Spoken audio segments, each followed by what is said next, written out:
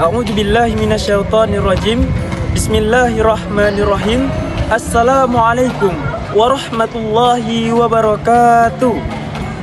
Perkenalkan, nama saya Ade Ilham Kesuma dengan NIM 0801 222371. Perkenalkan, nama saya Rizky Ramadana dengan NIM 0801221144. Perkenalkan, saya Putri Sintia dengan NIM 0801222397. Saya Imsakina Naila dengan NIM 0801222387. Saya Nur Hidayah Siregar dengan NIM 0801221115.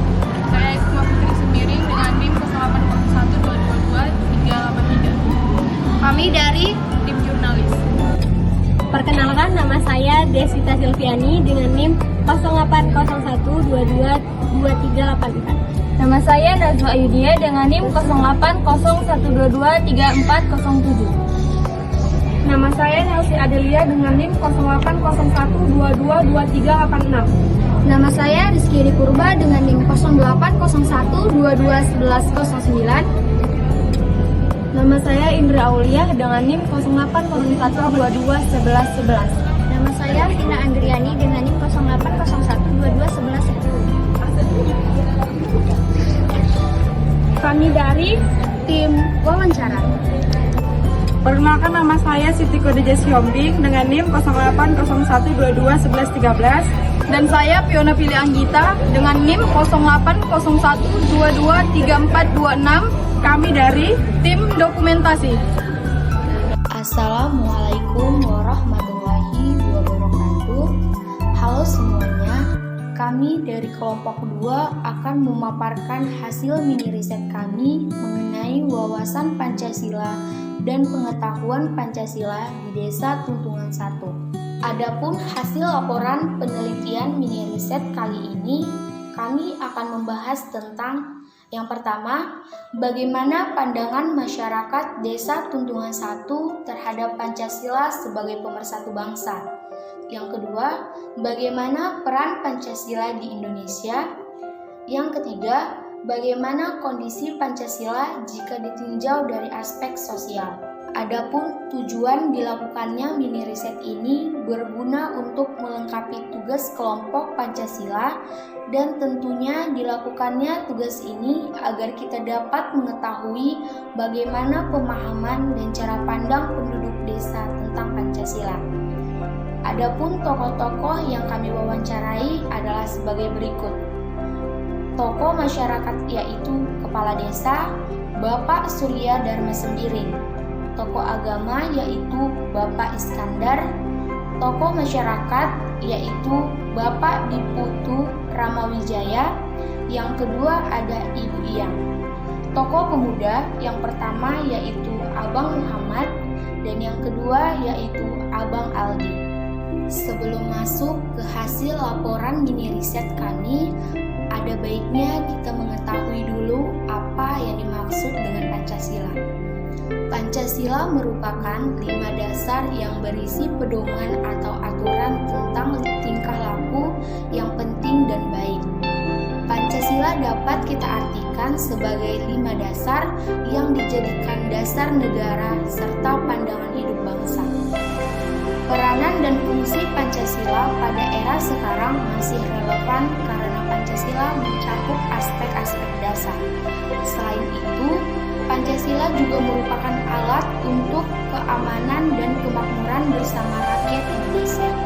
Hanya saja pelaksanaan secara konkretnya belum bisa dilaksanakan dengan sebaik-baiknya. Karena keadilan dan kemakmuran bangsa seluruh rakyat Indonesia belum juga terwujud sampai saat ini. Pancasila juga merupakan kepribadian seluruh rakyat Indonesia. Akan tetapi, nilai-nilai luhur sudah sangat pudar, terkikis oleh perilaku yang hanya mementingkan aspek ekonomi, gaya hidup globalisasi yang buruk. Kita masuk ke narasumber pertama dari tokoh pemerintah, yaitu Bapak Surya Dharma Sembiring. Beliau mengatakan bahwa semua warga berbaur dengan baik. Namun pada saat dibagi bansos terdapat rasa keadilan sosial yang kurang. Hal ini berkaitan dengan sila kelima. Dan menurut beliau, Pancasila ini masih cocok dijadikan sebagai dasar negara. Beliau mengatakan karena Pancasila dasar negara atau ideologi negara yang dianggap paling cocok dengan kepribadian bangsa Indonesia. Dan Pancasila sendiri bersumber dari keadaan bangsa Indonesia dan tidak tergantung kepada suatu ideologi negara lain. Selanjutnya kita masuk ke hasil wawancara dari narasumber yang kedua, yaitu Bapak Iskandar sebagai tokoh agama. Menurut beliau, Pancasila adalah 5 dasar untuk pedoman kehidupan berbangsa dan bernegara bagi seluruh rakyat Indonesia. Sekaligus juga bisa sebagai pedoman untuk mengambil keputusan di tengah-tengah masyarakat ataupun di negara Indonesia. Kemudian menurut beliau, peranan Pancasila di negara Indonesia adalah yang pertama, sebagai pemersatu rakyat, yang kedua, sebagai pemersatu bangsa, yang ketiga, sebagai pedoman kehidupan, dan yang keempat, sebagai landasan bangsa Indonesia. Pancasila masih cocok dan sangat cocok dijadikan sebagai ideologi negara. Karena di dalam nilai-nilai Pancasila sudah terdapat segala peraturan yang tidak bertentangan dengan agama manapun. Selanjutnya kita masuk ke narasumber yang ketiga, yaitu Bapak Diputu Rama Wijaya selaku penduduk di Desa Tuntungan 1. Menurutnya, Pancasila dalam negara kita merupakan pedoman dalam negara kita. Pancasila juga berperan sebagai dasar negara Republik Indonesia dan juga sebagai dasar hukum yang kita jalankan di negara ini. Kemudian pada saat ditanya bagaimana kondisi masyarakat ini jika dikaitkan dengan Pancasila, ia mengatakan masyarakat di desa ini lebih suka bergotong royong daripada masyarakat di kota. Solusi yang dapat diberikan adalah agar masyarakat di desa terus mempertahankan keharmonisan antara warga agar tetap terjalin kesatuan dan persatuan.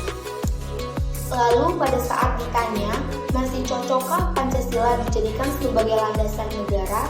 Ia mengatakan masih, karena Pancasila sebagai pedoman negara yang mengatur negara kita.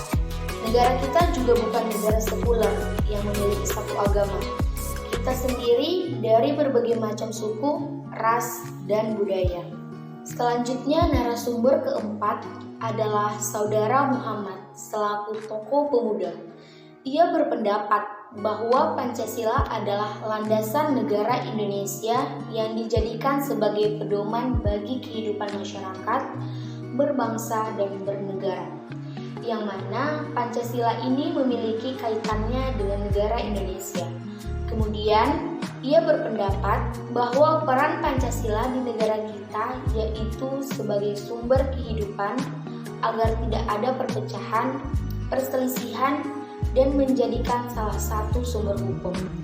Jika ditinjau dari aspek sosialnya, Saudara Muhammad berpendapat bahwa masih banyak jalinan antara masyarakat dengan baik di Tuntungan 1 ini, seperti saling gotong royong dan menghormati agama satu sama lain. Itulah yang disebut dengan Bhinneka Tunggal Ika. Pancasila juga sudah sangat cocok dan tidak perlu diganti karena semua sila-sila dalam 5 Pancasila sudah mencakup dari semua aspek dan Pancasila ini sudah diatur dan sudah menjadi bagian dari agama, sosial, dan masyarakat. Selanjutnya narasumber yang kelima yaitu dari Saudara Aldi, di mana menurutnya arti Pancasila itu sendiri adalah pandangan hidup bangsa dan memiliki fungsi dasar negara Indonesia. Juga berperan besar dalam nasionalisme dan patriotisme di kalangan pemuda. Menurut Saudara Aldi, keadaan di desa tersebut juga sangat baik dalam bertoleransi dan sangat kompak dalam berkegiatan. Menurutnya, Pancasila masih cocok dijadikan dasar negara ini karena di dalam Pancasila sudah terdapat 5 Pancasila yang dapat mengatur negara ini, dan jika tidak ada Pancasila, kemungkinan bangsa ini akan hancur. Narasumber terakhir adalah Ibu Iyang selaku tokoh masyarakat biasa.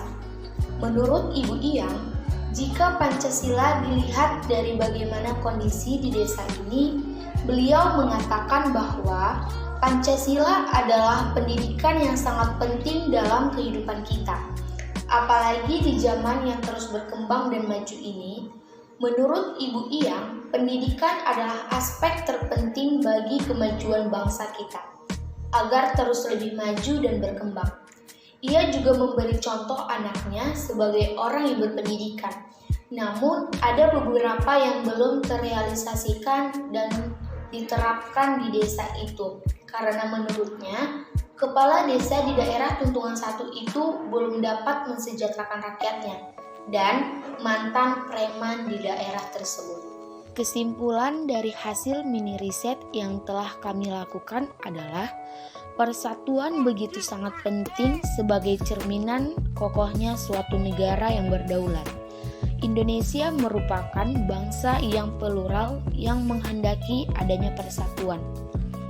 Dalam hal ini, Indonesia mempunyai peranan penting di dalamnya, karena Pancasila merupakan suatu ideologi yang memiliki nilai asas nasionalisme yang tumbuh di atas perbedaan, bukan nasionalisme yang berasas periodialisme, berdasarkan suku, etnis, ras, dan agama.